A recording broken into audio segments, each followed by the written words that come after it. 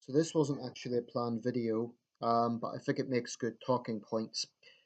I've come across a video entitled "This Ex-Cop Owns These Cops When They Try to Harass Him." That's the exact title of the video, and I'll put a link in this. It's pretty recent. It's from November 2017, so like half a year old. Basically, it's a black man in the video. He's a firefighter and a former police officer in Detroit. And there's a group of police officers who are questioning him because they had descriptions fitting his description of a man exposing himself to women in the area. Now, I'm very critical, let's say, of the situation of police power in America, and I think there is a very, very real problem with that. I think there have been too many examples of police acting like gods on earth and abusing their power. Way too many examples. And I think it is a major, major point of contention.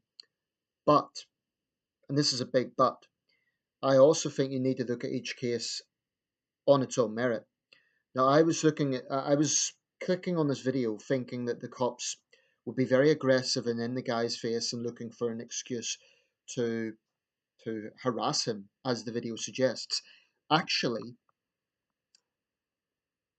my taking from it is the guy is overreacting somewhat and not entirely helping matters. And this is why. Yes, I get it. If you're innocent, it's frustrating. I wouldn't like that. In fact, I did get pulled over once because it was relatively late at night. I was cycling home from my girlfriend's house, and it was my then girlfriend, I should say.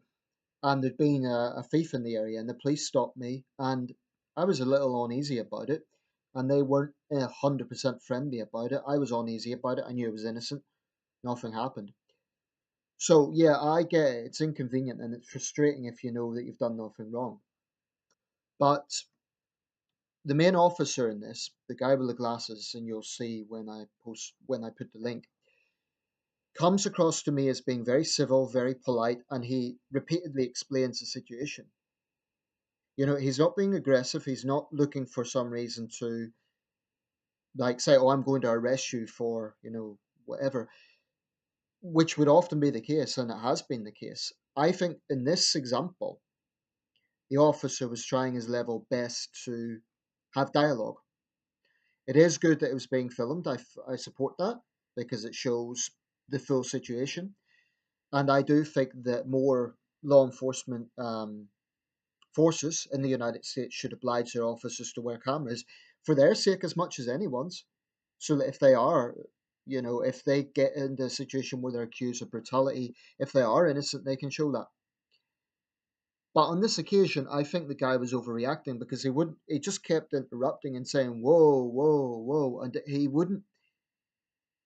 It seemed to me like he wasn't really interested in just having a dialogue. He just wanted to constantly interrupt. Um, he had a right to ask questions. He had a right to certainly ascertain his innocence.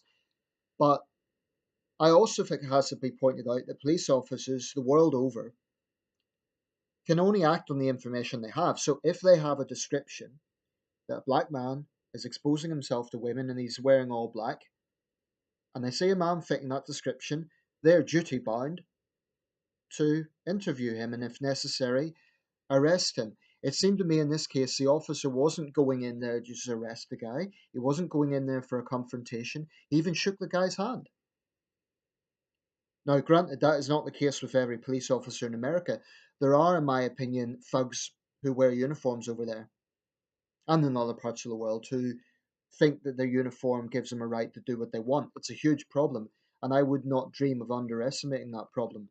But I think this just shows another side. It shows that you have to consider it case by case. And I don't think this is a strong example of police abusing their power. Maybe there was an excess number of officers there. Maybe that's why the guy was defensive. But it seemed to me he was being a bit obstructionist and just, you know, the officer was making reasonable requests and the guy was just deliberately being, in my opinion, a bit obstructionist. I don't like the attitude of, just comply and nothing will go wrong. I think sometimes things do go wrong. even when people are complying with the police. But on this occasion, where the officers clearly being civil and polite and explaining the situation, I think the guy could have helped matters by just having dialogue instead of just constantly interrupting. Meanwhile, the actual um, pervert will be getting away because of this stupid argument. I think if the guy he pointed out, I'm a former cop myself in Detroit, but I don't know. I just thought he wasn't exactly helping matters. I'll let people make their own judgment, but I'm going to post this simply to put it out there that there is two sides. I won't on say anything I've said about police brutality. I think it's a major problem. I mean, I was disgusted when I watched Eric Garner case, and unfortunately, there's been too many examples of that. There was that innocent woman shot in, was it Minneapolis, the white woman, and there's been many other examples. I think America has a very serious problem with that, but it's a huge country, and not every single law enforcement force is the same.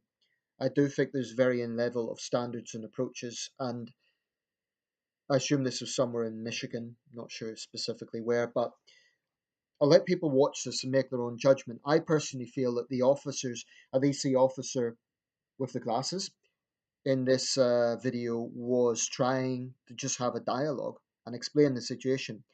And the guy, whilst it was understandable that he was defensive, I think he was also being a bit obstructionist and not exactly helping the matter. So have a look at the video and I'll let you decide for yourself.